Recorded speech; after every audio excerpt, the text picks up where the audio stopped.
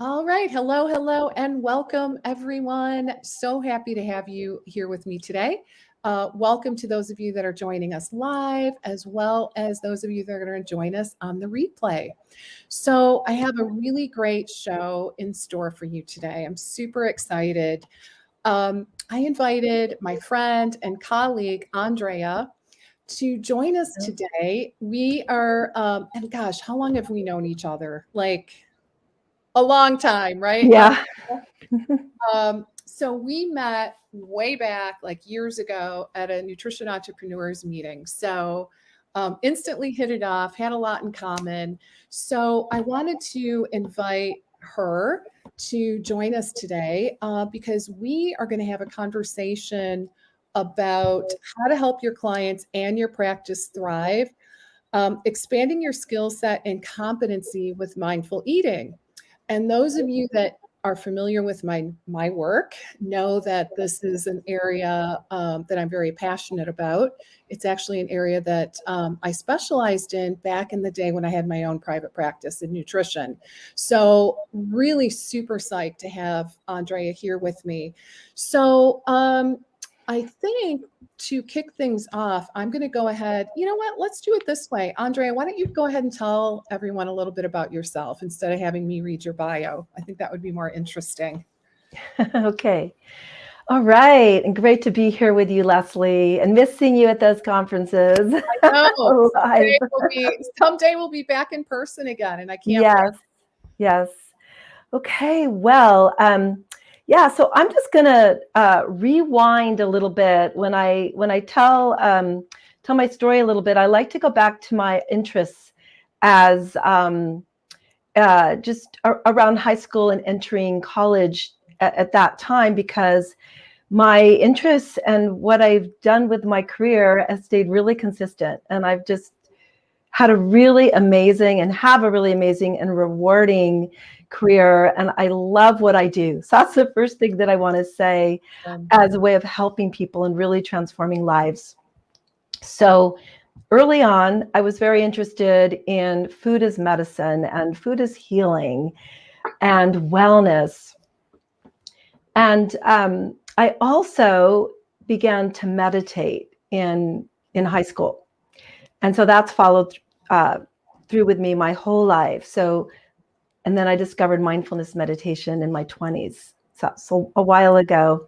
So mind, body health, nutrition, transformation, helping people change their lives and come back into balance has been my passion. So the path that I followed, I have this amazing, and I know people of all ages and at all stages of career are listening to this. So that's why I like to touch upon the beginning in my career. If some of you are actually contemplating majors at this time. And Lesli and I were just talking about our kids that are at that stage in life, which is so exciting. So I chose a degree. It was human biology at Stanford that looked at the whole person. And I focused on healthy lifestyles and the whole science of biopsychosocial health. Nowadays, we have a great term, integrative health, right? And mindfulness is right up there with part of really offering the foundation for true transformation and lasting change in relationship to eating and everything, in our whole lives. So I went and I got my MPH, doesn't stand for mindful, my master's in public health, nutrition, and I focused a lot on health education as well and training. I was very interested in training even back then, and had an amazing job or different renditions for many years at Kaiser Permanente, which is many of you have heard of it, a major health maintenance organization in the country, really committed to prevention and health education. And so I helped usher in and pioneer the mind body health programs in the 1990s, including the mindfulness-based stress reduction program. It's very instrumental in bringing that in and introducing it to the region, doing training on how to successfully offer mindfulness in healthcare. And so my passion, not only in working one-on-one with people, but training others, health professionals, in how to bring transformation to their clients has pretty much been a thread through my whole training. And then 2009, I was invited to apply for a research position teaching and consulting on a mindful eating study at UCSF, at the integrative center there. It's changed its name a couple of times. I think it's Osher Complementary and Integrative Medicine Center, something like that. Not exactly. Yeah. And so I was still at Kaiser, and it just happened to be 1 block away, so it worked. So I would go there after work and teach, help develop a curriculum, which was based on MBE, which is a very well-studied and researched NIH really funded program which stands for Mindfulness-Based Eating Training, Mindfulness-Based Awareness Eating Training. So it's a great program. And we adapted it some. It's gone through different renditions, always being updated and made even better. And that was a pivotal moment for me, because I was able to bring my passion for nutrition and healthy lifestyles and wellness and mindfulness and that mind-body connection, and bringing these together in this great program that has had a lot of research behind it now, even more, and helping people develop a healthy relationship to food, to eating, to body, to self, to their lives, and learning these foundational skills of mindfulness. So I was coordinating and overseeing mind body health programs at Kaiser, that time just developing different programs and teaching. And I knew that this was an area that I really wanted to focus on for that whole next set of my next chapter, my career, this program, and working with my clients. I had a private practice at the time, so I began to bring this approach as well. And then one thing led to the next, and I was invited to do teacher training in MB-EAT around 2010. And that's just been an amazing chapter of my career, which continues. We started out at retreat centers all over the country and some internationally. And then I developed this online program about 11 years now. And what's so awesome now, the whole world, right, has discovered the benefits of online. We miss live for sure, right, but online training. Yeah, I started with Zoom way back then. So I'm curious, for those people in our audience that maybe are contemplating moving into mindful eating in their practice, but aren't completely sure. Can you share with us a little bit about, what is mindful eating and who benefits, right? Like how do we integrate it? Like, what are the benefits to the client? Because we all know, people they're obsessed with weight, right? So I guess that's a whole nother topic in terms of positioning, but like in terms of benefits, what would you say to that? Like, how does that really benefit the population? Yes. Yeah. So many benefits. It actually offers how this program, mindful eating, its approach is giving people skills, different perspective, and transformation from the inside out with mindfulness. And we can talk about that too, for sure, because that's so foundational. But a way to get off that yo-yo. You mentioned weight, so it's really important. Get off that yo-yo pattern of dieting, right? Of losing weight, gaining weight, being focused on that as a goal in one's life to health and well-being and happiness. But this is a way to transform, and I really use that word, your relationship, our client's relationship. And I'll say most all of us that get trained in it, because even if we think we don't have struggles with food, it's very subtle and insidious in our culture. That there's a certain level of guilt, even shame, and feeling bad sometimes about food choices or amounts. And so this practice of mindful eating offers tools, first of all, to really learn how to tune in to what we really need. So it's not just, right? So many of us are used to, here's the diet, or here's the paper, here's the guidelines, now follow that. Right. And, yeah. That's how we were trained, right? Like, Right. I'm the expert, so let me tell you what to do. Here's your, yeah, exactly. And we know how that works out, right? Right. Well. So it's here, right? It's really, whether you're a client or the professional that's trained to offer this and maybe just have a few sessions and do a follow-up, there's no real power, no transformation happening or tools to really help people approach food differently, learn to enjoy food, and make choices that work for them for the long term, right? That are sustainable. Right. So mindful eating, the model that we use, MBE, is inner and outer wisdom. So outer wisdom is that wise relationship to the nutrition knowledge that's out there, finding what works for our bodies, given our taste preferences, the genetics, health issues, metabolism, what works for us to help us be in balance. And then using that evidence-based knowledge that's out there, and in some cases ancient wisdom, which is getting more evidence and research behind it. And then the tools of tuning in, right? We have a whole training. We can talk about, let's tune, how hungry are you? How full are you? But to actually be trained, to really tune in, right? Because so many of us have been trained to not listen as kids.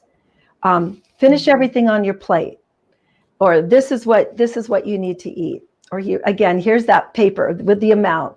Right. But tuning in to the subtle levels of hunger and fullness, and they're actually separate. They're related, very much related, but tuning into different kinds of satiety. There's a taste satiety. There's actual physical fullness. There's body satiety. So particularly for people, Lesli, that are really dysregulated in what we call disordered eating. Right. Really fine-tuning and learning this, it's a whole new inner vocabulary, helps people come to a balance and be able to make choices that really work with their body. So we call, really, not just in mindful eating, but in mindfulness, we call it training, because we're relearning a whole new way of being and new skills. So it takes time. So mindful eating is not a quick fix. Right. It's not a one-time session or workshop, or not a diet. It's not a diet, not reading a book. I have seen some people try to turn it into a diet. It's not a diet, right? Yeah. It's not. It's bringing really, we can bring mindfulness to any part of our lives for increased awareness and really freedom. It helps us to learn to what our triggers are, and to create that space through mindfulness, coming into that mindful pause in the moment when we're not caught up in our triggers, like, oh, there's cupcake, or I'm stressed, I'm going to go for that food. So to create that space and make a new response and have a new response, be able to do that. But so there's a freedom that comes, but with tools, with ways to really tune in. What is it that I'm truly hungry for? What is it that I really need? And also with guidelines, right? You said not a diet, but healthy eating, right? What works for us? and the amount. So we absolutely can have a healthy relationship to guidelines and research, but it's very individual. Right. So I'm curious, who are you working with mostly these days in this model? Are you working with the public, teaching them mindful eating, like in a private practice type of format, or are you really transitioning more to training professionals? Yeah. So over the years, I'm moving more and more to just professionals, because Okay. there's people are really hungry for this, and it really just changes our whole practice. And Okay. also with my public health model, Leslie, I think, public health is about impacting people on a big scale, right? And populations and creating programs. So that kind of, it goes along with that initial desire, right? To really make a difference in a big way. Yeah. I But mean, basically you train professionals. So, I guess indirectly, depending on how you look at it, you're able to touch more lives, right? yeah, exactly. Hopefully more people are impacted through your work, right? Mm-hmm. Yeah, it's very exciting. People are coming from all over the world to these trainings, and it's like waves, mindful eating coming to different parts of the world, different continents, different countries, and people need it so much. I still have, I would say, maybe 20% of my practice or 25% is private clients, because I also really believe in keeping current and fresh, and learning from my clients, as well as just being able to work with them. So I do continue to have a small practice, Mm-hmm. and some of the people that benefit the most, with this approach are those that are emotional, stress-related eaters, binge eating, can be people with bulimia, binging, overeating of any kind, and those just wanting to get back in balance. Mm-hmm. So the model then does work for eating disorder patients or clients. Yeah, absolutely. It's not developed for people with anorexia. Okay. Yeah, Thanks for clarifying. Yeah. definitely. And that's really important. And we always clarify that. Um, Although down the line, we have had people that have recovered Mm-hmm. and find it really helpful to learn how to tune in and stay with that sense of, when we need a better word for control. So that just that sense of feeling balance, and that kind of that inner control, and not feeling like, yeah. So, but mostly for people with, binge eating disorder. It also could be bulimia, any level of, we have so many people that have been on that yo-yo dieting, restricting, not anorexia, but restricting, overeating. And so it's helping people get off that cycle. Yeah. We actually have a question. If you can clarify, how can we have international clients? Oh my goodness. Well, Do you want to take that one on? absolutely. Okay. Online. Yeah. Yeah. I mean, for the professional trainings, we have people come from all over. So yeah, they're not physically coming. We do that as well, right? Not right now. We do offer trainings, and like we're working right now on a French training, and we have a Portuguese training. And so we're actually working on several of the countries, some of the major languages, so it can be really accessible. Zoom also has a simultaneous translator feature now. And so that's something that we're going to start using soon too, with the Mindful Eating Training Institute. As far as one-on-one clients, Yeah, I think it has to do with licensure, if I'm reading this question correctly. yes, with one-on-one clients, that you would need to. Most of my one-on-one are in the US, so you would just need to check into your guidelines for your profession around that, how it applies.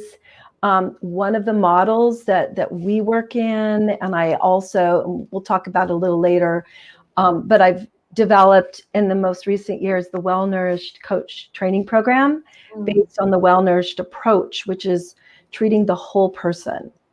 And so eating doesn't occur in a vacuum, right? It's also in the context of our whole life and how nourished we are and resilient and balanced. So I work in a coaching model, which has different different guidelines than if you're working maybe in a solely dietetics model. So it's perhaps more applicable for international clients. So my graduates for the mindful eating program, which is called the mindful eating MB Eat and living professional training, and you can find out about that on my website. But people graduate as MB Eat practitioners or qualified instructors. You can also fashion yourself as a coach. A lot of people do the Well-Nourished Coach training together with that because it's a perfect complement, because we really dive into the one-on-one skills of transformation, using the latest behavioral science. And so I find the coaching model is great because there's so many, besides our content expertise, right? In mindful eating, mindfulness, nutrition. I think you have a lot of dietitians, right, on the web, on the different Facebook groups. But the science of change, that's where the health coaching really makes a difference to our skill set. So I think you asked earlier, Lesli, just the benefits of this, and it completely transforms your practice because you have so much more to offer your clients for change. It's not just about eating habits, it's actually becoming happier, more resilient, more inner tools, more kindness. And with the Well-Nourished Coach model, moving into that, and I have a book that kind of summarizes that, Well-Nourished. So if you're interested, you can learn more about that. But nourishing the different parts of ourselves, which actually increases our resilience. And if emotional eating, stress-related eating is an issue, we have so many more coping skills. So one of the things that, in terms of international clients and local, or whatever country that you're in, as a world right now, we're all, of course, we know, facing unprecedented change. We've heard that term so many times, right? But not only with the pandemic, but also with climate change. There's a lot of stresses, a lot of uncertainty. Our daily lives have changed somewhat. We're working more towards normalcy, but finding ways to continue to live fulfilling lives, happy lives, being able to maintain equanimity despite the different outer changes. That is one of the amazing benefits of mindfulness, mindful eating. Mindful eating without mindfulness, by the way, you can't separate them. So I want to make a really underline a point for everyone listening. Mindful eating, the foundation is learning mindfulness practice, mindfulness meditation. And without it, it's just another behavioral technique. So that's something really important to assess. If you want to learn mindful eating, when you're looking at a program, does it have mindfulness meditation and mindfulness training at its core? And so that's something that, that's near and dear to my heart, because I know the true transformation that comes from that. You can't separate it. Otherwise, it's cognitive, the changes. Is that how you, I know, well, why don't you kind of give us an overview a little bit on how your program differs, right? Is that a big piece of it in terms of differentiating your approach versus, I don't know, maybe some other approaches that our audience might be familiar with? I mean, I've done other programs and I've done coach training. I've done all of that. And I can tell you mindful meditation was not part of any of the training I did, Yeah. with the exception of yoga training, right? But Yeah. we're not talking about yoga training here. So Yeah. yeah. So what would you say? How is it different? So, yeah, so it's really foundational. And it's foundational for our clients too. So our clients that are in this group program that you're working one-on-one, we are training them in basic mindfulness meditation practice. Mm-hmm. And that is foundational for them. So they are doing a practice every day to the best of their ability. And we need to be practitioners too, because we can't teach others unless we are doing it ourselves. Right. So this training, I have a 3-month online weekly training that is live. It's also recorded. So if you miss the live sessions, there's we call it our flex option, if you're not able to attend, because we have people from all over. So there's different time periods. And meditation, we offer mindfulness meditation as a foundational part of it, training. So you are learning wherever you're coming in. We have many people that already have practices that are now ready to learn how to teach meditation, or they're ready to learn how to deepen their practice. We also have people that are beginners or have had some experience with apps, which is common these days. So we offer the training, the weekly, learning how to set up a practice, learning the challenges of meditation for yourself, learning the benefits, learning how to answer the hard questions when people are learning this. And so our trainees they come out of the program being able to teach basic mindfulness meditation. So that is, we have a retreat as part of our program. Yeah. There is another program that has meditation, but other than that, it's only live. All the other programs that I'm aware of don't have that at its core. Right. Yeah. Right. Yeah, that does really seem like a huge area of differentiation for sure. Because that's where we learn how to work with emotions as well, right? How to work with guilt and shame and frustration and stress with mindfulness. And there's nothing, and it does incorporate some cognitive approaches as well, but the base is mindfulness, learning to be kind. Kind is a huge part of this, kind to ourselves, and naturally increases kindness to others. Self-compassion, part of my training has a big component of self-compassion and self-acceptance in it as well. Kindness, not beating ourselves up, because I think some of our listeners will recognize that pattern, maybe in yourselves or your clients, where you might eat more than you wanted to, or your perfect idea of what you should have done, and then start beating yourself up. I've blown it. I shouldn't have done that. The stress around that, and then maybe an overeating cycle from that. I may as well eat the whole package, and then getting out of balance, feeling full.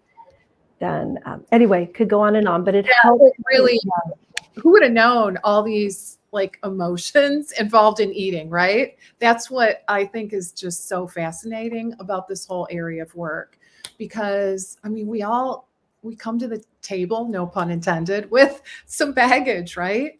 I would say many / most of us, and just learning how to deal with those emotions in a healthy way, that's sustainable and nourishes us is really what we're after. And I can speak, the clients that I work with, practitioners, this kind of training, like what I'm sensing is that you're helping professionals navigate some pretty definitely emotional terrain working with clients, right? And that can be challenging if you don't have the right training, right? Yeah. Because I hear that all the time. And then kind of knowing what your scope is, right? Yes. What your scope is versus, ooh, am I like moving into therapy here? Can you speak to that? Because that is Absolutely. another question that I get a lot, like starting to feel like therapy, and I'm not a therapist, right? Right. Excellent question. So with strong foundational mindfulness training, you can work with thoughts and beliefs, emotions that come up around food. You're training them themselves on how to work mindfully, how to recognize. Mindfulness is awareness. It's taking us out of the realm of automaticity, and mindlessness, and the subconscious realm, the unconscious realm, learning to bring awareness to what we're bringing to the table and what's influencing our choices and our actions. So we can help guide our clients towards insight with the practice, to that insight, and then and bringing kindness where needed, and the different practices that help regulate emotions and just lower emotional reactivity. There's a lot of research on that with mindfulness, more balance, and then making those choices that are nourishing and supportive. So it's using mindfulness. We're not, and here's a distinction with therapy, we're not digging back into stories of childhood. We're certainly not working with trauma. Trauma could come up.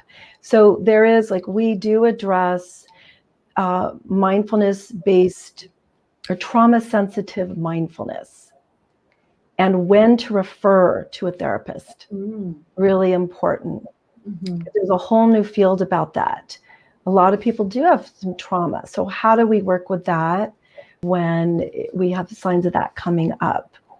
And there's different ways to teach meditation too when people have a trauma background. So learning the different ways in are really important for people. So when to refer, everybody knows, everybody that graduates, it's very clear guidelines about when to refer to a psychotherapist, what to look for, and the scope of mindfulness-based interventions. So this is really a training on including working with thoughts and beliefs, and to do with relationship to food. And sometimes there are thoughts and beliefs that go way back, but we're not doing therapy, but just bringing awareness to that. Just for example, a familiar one is the guilt that might come up, and the automatic habits from got to finish everything on my plate. So bringing awareness to that. Our parents, when we heard that, it's cross-cultural, by the way. There's a lot of history around that, going generations back, of well-meaning parents wanting to make sure their kids got enough food when there was more times of feast or famine and food insecurity. But how true is that these days? Anyway, that's a whole piece, right, about working with that belief, letting it go, and eating the right amount. And that can include learning to take smaller amounts to begin with, and visually, like with a plate, getting more attuned to what you really need, but also letting it be okay. If you're satisfied, where's the worst waste, right? If you take it in and you're done, your body's had enough, you're in balance. We have composting these days in a lot of places, and leftovers, so you don't have to, it just helps to address those thoughts of feelings of shame or guilt, right? There's all kinds of ways to work with that. So there's ways to work with the beliefs, both mindfully. We don't have to believe. Another really core point of mindfulness is, like, we don't have to believe all our thoughts, right? So many of them are exaggerated. Exactly. Negative. They get more that way when we're stressed. Yeah. I love that. Yeah. So I'm wondering if you could talk a little bit about your program and, becoming a well-nourished coach, because I really think that this is a great option I mean, I've known you for a long time. I'm familiar with your work. I've seen your testimonials. I've interacted with your audience as well.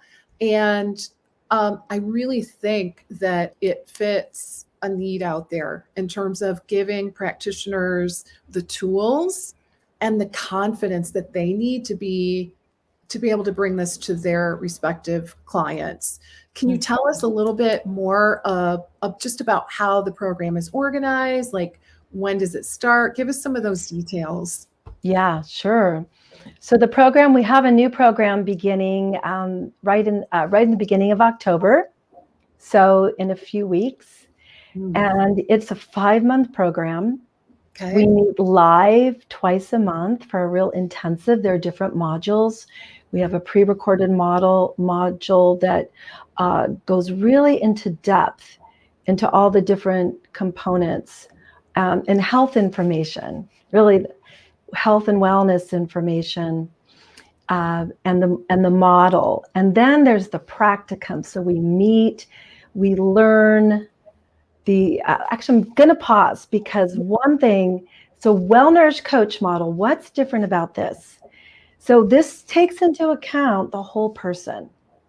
And we look at 8 different aspects of ourselves that need nourishment to thrive, often neglected.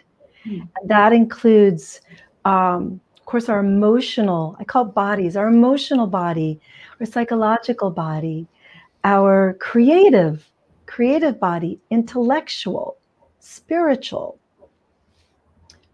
social, and let's see what else, the physical, of course, the physical body, and the worldly body, which is being in touch with our passion and our purpose in the world.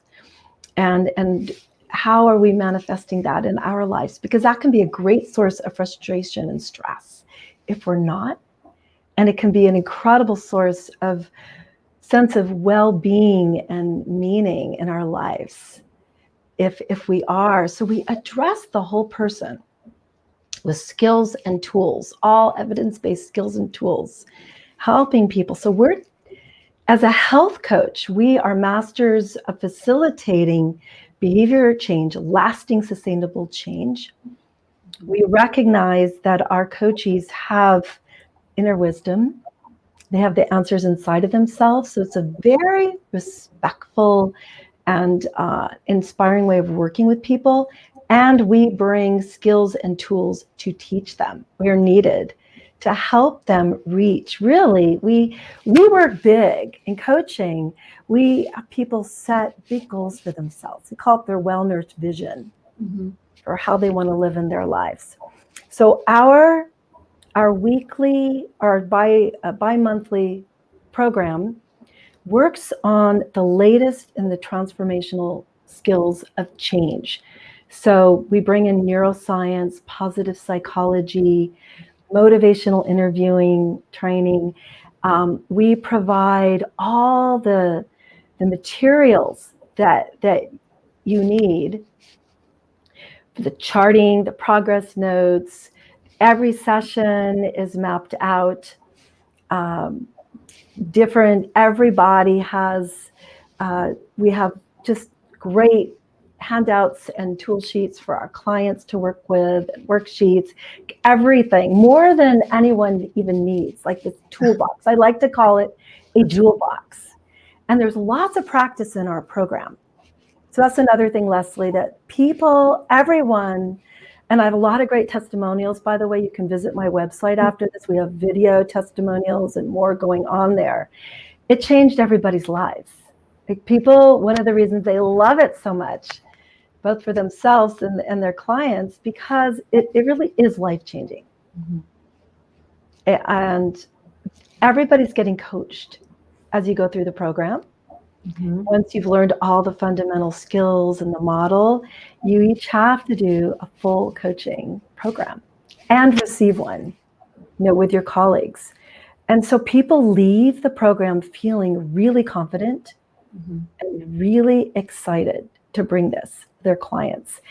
And the MBE Mindful Eating Training Program really goes hand in glove with this. So they're best done back to back. You take the mindful eating, you get that really strong foundation in mindfulness, mindful eating and living, and all the skills and tools. And you learn how to teach a group, 12-week group with full scripts for everything, curriculum. You also learn some basics of how to bring this one-on-one. And then you take the Well-Nourished Coach training, which really gets into the nitty-gritty of the session and transformational change. Yeah. Is this program, or are these programs, I'm thinking people probably have, our audience might be curious, is this something they can integrate into their one-on-one work as well as the group model? Well, yes. So the first program, the Mindful Eating training program, the MBE training program, we are teaching and training the core skills in the 12-week, 12-session group program. By the way, we have Q&As in our professional training and coaching, all kinds of things. But and then what I did early on, 11 years ago, I started to adapt this for one-on-one and develop a coaching program, specifically in mindful eating and living for private clients. So yes, we train you and the map, basically how you can work with your clients one-on-one in a 3-month program, bringing these skills for the first program. But so it's great. And so people are also bringing just whatever their skills of previous training and coaching to that. But the Well-Nourished Coach training, then for those that want to learn the skills of coaching, real transformational change, and not just to mindful eating living, but all of one person's life as needed, as they're wanting to bring in. They do self-assessment and you guide them and all that. It's very one-on-one oriented. Yes. Coaching skills. Great. Transformation. So you have the mindfulness foundation, the mindful eating, and all those tools and skills that you leave very full with that first program. And then those that want to do, and I see them hand in hand, because as I worked with my clients over the years, again, mindful eating isn't just in a vacuum, right? In our relationship to food, and we have our whole lives. And now more than ever, people are needing, in a sense, to reinvent and re-embrace their lives. And this is a great way that we can, as a guide, and nurture and handhold our clients through this. I love that. I'm going to show here we go. Yeah, tell us a little bit about what, if our audience, if everyone goes to this link, mindfuleatingtraining.com, what will they get? What will they find?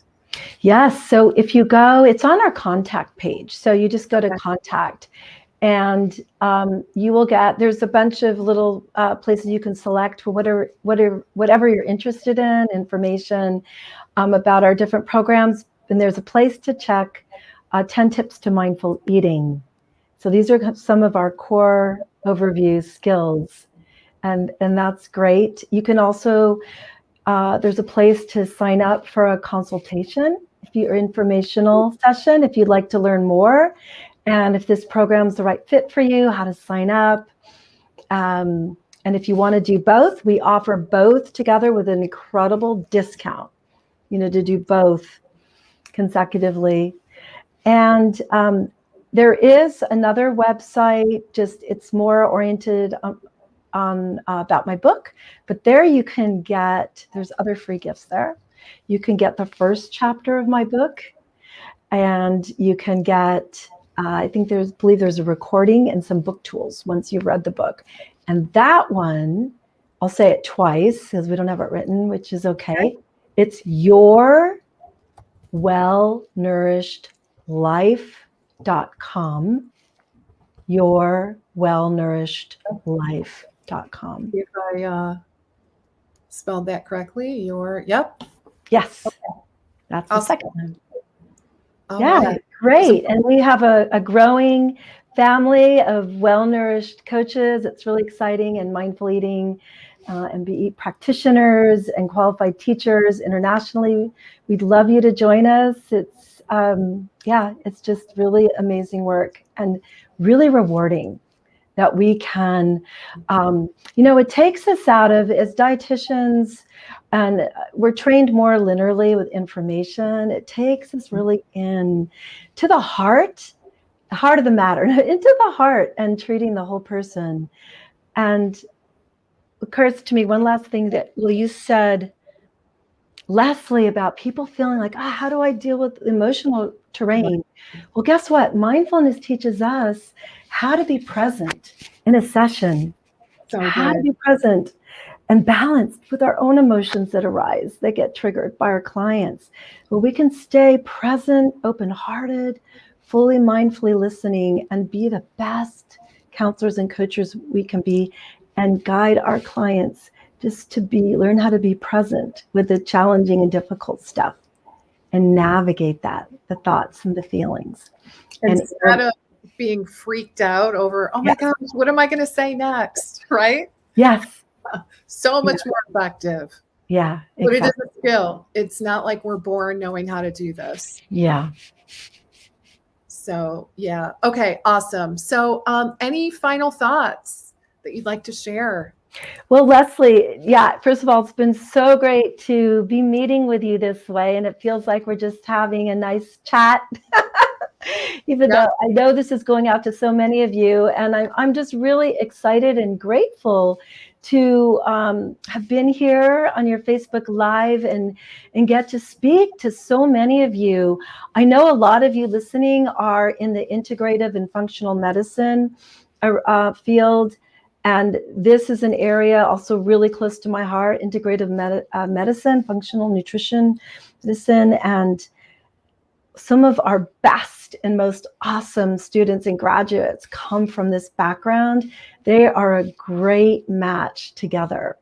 If I was a new dietitian, I'll say I'm still young. But